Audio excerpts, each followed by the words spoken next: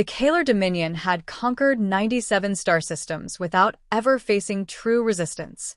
Worlds surrendered before their warships even entered orbit.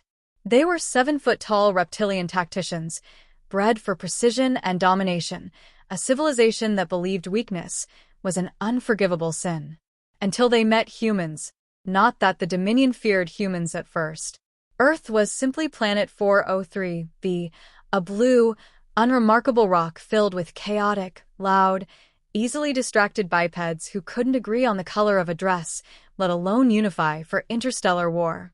The Dominion expected an easy conquest.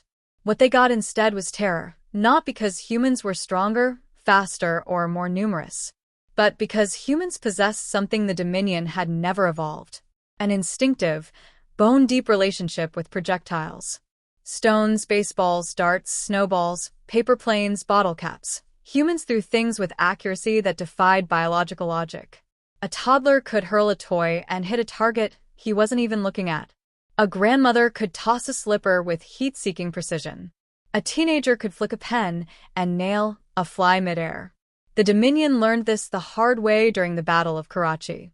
Commander Threx of the Kalar stood across from the human defense line, ragtag, under-equipped civilians holding scavenged weapons because their main battalion hadn't arrived yet. Threx expected them to beg for mercy. Instead, the human commander, a weathered woman named Amelia Graves, simply folded her arms. Threx hissed in amusement. "Identify your sniper," he demanded. "We detect only civilians. Which of these is your marksman?" Amelia didn't even look at her people. She just smirked. "Pick any civilian." Threx's frills twitched. "What?" "They don't miss," she said. Threx barked a laugh. Impossible. But it wasn't. When his soldier flicked a scanner drone into the air, a fruit vendor, still wearing his apron, snatched a mango from his cart and threw it. The mango struck the drone dead center with such force that the drone spiraled and exploded in a shower of sparks. The fruit vendor shrugged. "Sorry." "Reflex." Threx blinked. He turned to Amelia. "That was luck." Amelia lifted a hand. "Jen? Show him." A teenage girl stepped forward, chewing gum. She pulled a handful of marbles from her pocket. Threx's soldiers activated their armor, energy shields strong enough to withstand plasma fire. Jen threw 5 marbles. They curved mid-flight, ricocheted off rubble, danced through tiny gaps in the shields, and hit every single Kalar warrior square in the forehead. Perfectly. Efficiently. Casually. Threx stumbled back a step. Amelia tilted her head. "Still want to know who our sniper is?" That was the moment the Dominion realized something horrifying. Humans didn't learn to throw. Humans were born throwing. And humanity had just declared war. The Dominion sent researchers, scientists, and military analysts to understand this impossible precision. Every report came back worse than the last. Report 1. Human biomechanics are wrong. Human shoulders had an unnatural rotation range. Their wrists could snap directionally with micro-adjustments no Kalar could imitate. Their eyes could track motion too fast for most sensors. A human throwing arm wasn't a limb. It was a biological weapon. Report 2. Humans train accidentally. Humans didn't need military academies to learn accuracy. They trained through childhood games, sports, tossing keys, flicking snacks at friends, chucking shoes at misbehaving relatives, aiming trash into bins from absurd distances, throwing tantrums literally involving throwing things. In every human culture, in every human age, the act of throwing was universal. The Dominion found ancient cave paintings showing humans hunting with thrown spears long before they developed language. There had never been a human civilization that didn't throw. Report 3. Humans adapt trajectories instantly. In simulations, Dominion soldiers needed several seconds to calculate projectile arcs. Humans? They did it subconsciously, so fast their brains never even noticed the computation happening. Wind, gravity, distance, deflection, humans processed it all in a blink. Some species evolved claws. Some evolved fangs. Humans evolved aim. Report 4. They get better under pressure. Dominion warriors performed worse when stressed. Humans? Stress improved them. Fear sharpened focus. Adrenaline boosted reflexes. Life or death moments unlocked terrifying accuracy. Many Dominion soldiers refused to believe such accuracy was natural. So, they performed an experiment. They blindfolded a random human civilian and handed them a pebble. Hit the target. The civilian shrugged, flicked the pebble, and hit the bullseye. They removed the blindfold. The human blinked. Oh, was I facing the right way? That was the day the Dominion declared humans a type-bred species, not because of their firepower, but because of their hands. And yet, the humans hadn't even shown their actual snipers yet. Word spread across the galaxy. Humans don't miss. Pirates avoided human trade routes. Mercenaries refused contracts against Earth. Entire empires began issuing approach with caution advisories. But the Dominion didn't back down. Their pride couldn't allow it. So they launched a full offensive on Earth, dropping ships over Karachi, New York, Nairobi, Beijing, London, Sao Paulo, and Sydney simultaneously. Their strategy was simple: overwhelm the humans before they could respond. It was a mistake. Because when the Dominion landed in New York, they found crowds of civilians, ordinary people, standing on rooftops with improvised weapons.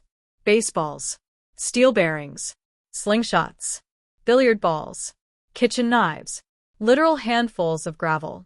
A little boy threw a Lego brick so hard it pierced a drone casing. In Sao Paulo, a taxi driver took out a Dominion scout with a hubcap. In Nairobi, a grandmother knocked out a Kaler officer using a flip-flop. In London, a group of teenagers coordinated a barrage of coins that disabled an armored walker. Everywhere the Dominion touched down, humans used whatever they could grab. And every throw counted. The Dominion realized the nightmare truth. A human didn't need to be a soldier. A human only needed something to throw. And there were trillions of objects on Earth. The commander's final meeting. Threx confronted Amelia Graves again, this time on scorched ground outside Karachi, Dominion forces collapsing around them. He roared, "This is madness. You are civilians. You're not trained. You're not disciplined." Amelia smiled tiredly. "No. We're human. That's enough." Threx's voice shook. "We have never lost a war. You have now." Threx sank to his knees, defeated. And somewhere far above them, Dominion starships retreated, terrified of a species whose greatest weapon was simultaneously ancient and terrifyingly simple. Aim. After the Dominion retreat, the Galactic Senate called an emergency summit. Representatives from 60 worlds attended. Every species demanded one answer. Who are the human snipers? Earth's ambassador, a calm Nigerian mathematician named Imani Sadiq, stepped to the podium. She raised a hand. "Before I answer, I must clarify a misunderstanding." The chamber fell silent. "There is no single human sniper," she said softly. "There is no elite group. No hidden regiment. No special breeding program." Aliens leaned forward. Imani continued. "Every human is a potential sniper. Every civilian. Every child. Every elder. Every one of us." Silence. Utter, horrified silence. Then she added, "We are a species that has thrown things for 2 million years. Accuracy is our legacy.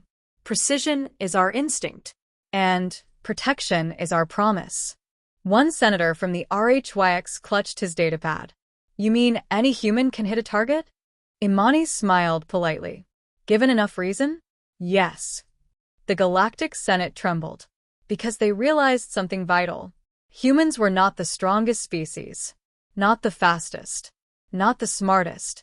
But humans had mastered something no other species even considered important. A simple act that had won wars since the Stone Age. A skill woven into culture, childhood, and instinct. Throwing. And the galaxy understood the lesson. Never threaten a species whose children practice war before they can even walk. The final message. As the meeting ended, the Kaler Dominion sent a transmission to Earth. It contained only 4 words. "We surrender unconditionally." Amelia Graves forwarded the message to Imani with a small, satisfied nod. Across the world, humans put away their improvised weapons. Aprons, baseball gloves, school bags, slippers, coins, stones. The war was over. But the galaxy would remember the warning for generations. If you ask a human who their sniper is, you'll never like the answer. Because the answer is always the same. Pick any civilian.